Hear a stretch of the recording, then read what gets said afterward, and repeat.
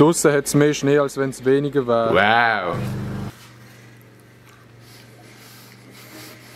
Moin Leute und willkommen zurück auf dem besten Zweitkanal von der Schweiz. Heute gibt es leider keine Reaction, sondern das kleine, kurze Ankündigungsvideo. Yeah.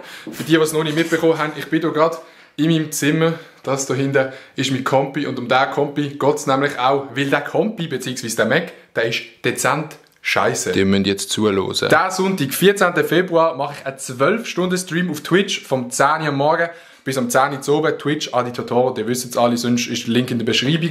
Und wir machen einerseits einen 12-Stunden-Stream, zu mega viel Shit machen. Wir haben ein Päckchen zum Aufmachen.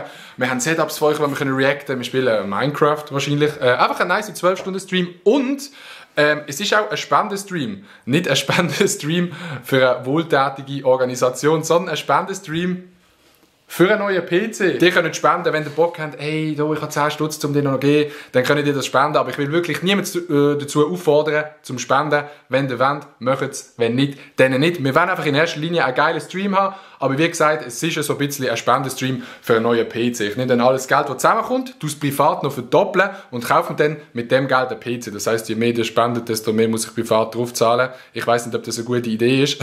Ich erwarte jetzt auch nicht, dass irgendwie 5000 Stutz zusammenkommen, Digga.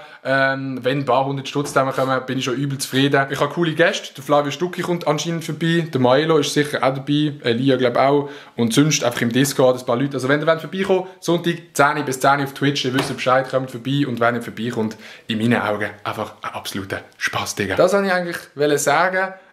Jetzt ist es einfach noch ganz wichtig, vor allem für mich, dass ihr euch einfach verpisst.